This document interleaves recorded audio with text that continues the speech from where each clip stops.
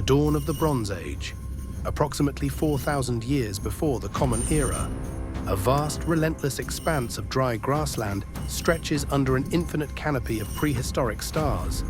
Inside a shallow limestone cave, the air is thick with the pungent reek of burning charcoal and molten ore. A young, desperate proto-smith named Mreda crouches over the glowing embers, his skin smeared with soot and sweat, his eyes bloodshot from smoke. Shatter and melt! Why do you mock me? The stone breaks, the fire dies, and the metal remains trapped in its womb. Mreda collapses to his knees, pressing his soot-streaked forehead against the cold stone floor. His hands bleed from split calluses. Hear me, whoever rules the deep places of this earth, whoever holds the secret of the burning stone, reveal the fire. Show me how to bind the copper and the tin, and I will pay any price you ask, even the breath in my chest. The wind falls dead.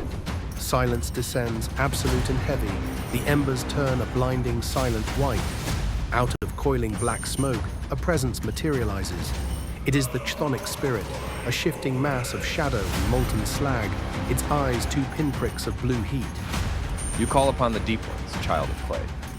You seek the blood of the earth. Copper is weak, tin is soft, but together they form a weapon that laughs at stone. I can teach you the song of the furnace. Teach me. Let me be the master of the forge. Let my hammer shape what cannot be broken. For 7 winters, the secrets of metallurgy are yours. You shall melt and cast what no human hand has ever conceived. But when the 7th winter dies, your soul belongs to the depths. We shall smelt your breath into the stone. I agree. Let the contract be written in the heat of the fire. The spirit carves a jagged pact into the glowing stone, then plunges its hand into the crucible. Copper and tin fuse into a bright golden-orange liquid. The slag burns away, leaving only pure, perfect bronze. Strike while the stone is soft. Mreda strikes the red-hot anvil. A clear, ringing clang echoes out into the ancient night, signaling the birth of a new age. The bronze anvil slowly erodes under rain, snow, and wind. The Bronze Age turns to the Iron Age. Forested hills are cleared. Empires rise and fall. The crude stone shelter becomes a timbered workshop, then a medieval stone forge. The languages of the land splinter. The word for smith drifts from the ancient Proto-Indo-European into Greek, Latin, Germanic, and Slavic tongues. And in the human imagination, the terrifying, formless Chthonic Spirit begins to grow horns, a tail, and a pitchfork. The deep earth demon is Christianized, slowly morphing into the red, cunning devil. The ancient cave has transformed into a rustic Norwegian workshop. Above the heavy wooden door, a sign is crudely painted. Here dwells the master over all masters. The smith, a stout, boastful descendant of Mreda, works a glowing iron horseshoe. His terrors have turned into hubris. The door creaks open. 2 travelers step in. Our Lord, gentle and plainly dressed, and St. Peter, anxious, leaning on his staff. Peace be to this forge. Who dwells here? Read what is written over the door. But maybe you can't read writing? If so, wait till someone comes to help you. A traveler enters, leading a limping horse that needs shoeing. Might I have leave to shoe it? You may try if you like. You can't do it so badly that I shall not be able to make it right again.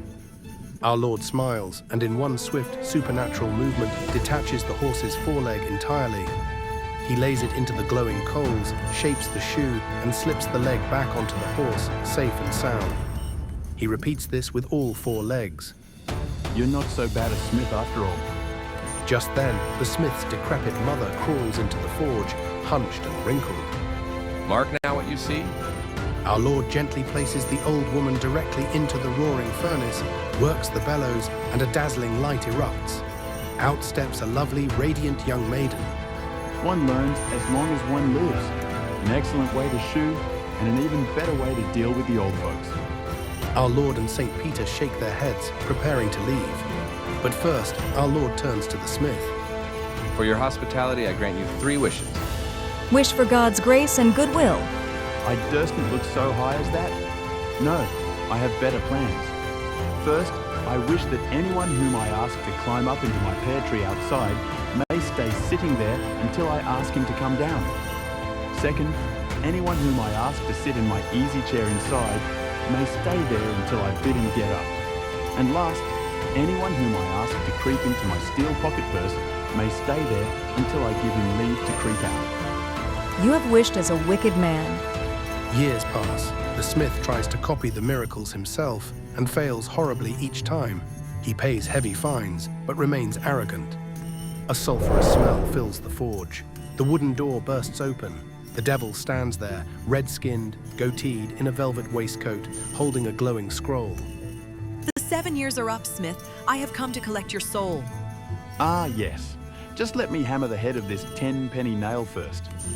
In the meantime, why don't you climb up into my pear tree outside and pluck a nice pear? You must be hungry after your journey. The devil climbs the tree and is instantly stuck fast. The smith mocks him, telling him he won't be finished with the nail for at least 4 years. The devil begs, promises another 4 years of freedom, and is let down. 4 years later, the devil returns. The smith tricks him into sitting in his easy chair while he sharpens the point of the nail. The devil is stuck again, rages, and buys another 4 years. Finally, the devil returns a third time, determined, sticking his nose in the door. No trees, no chairs. We go now. Ready, aye ready. But tell me, is it true what people say, that you can make yourself as small as you please? It is the absolute truth. Then prove it. Creep into this steel pocket purse of mine. I'm afraid my travelling money will drop out through a crack, and I want you to inspect the bottom. The devil chuckles, turns into a wisp of red smoke, and slips into the purse. Snap! The smith clicks the clasp shut, chucks the purse into the roaring furnace until it glows red, then lays it on the anvil and swings his sledgehammer with all his might. Clang, clang, clang. Ow! Ow! Let me out. I'll never come near you again. I swear it on the abyss. The smith unclasps the purse.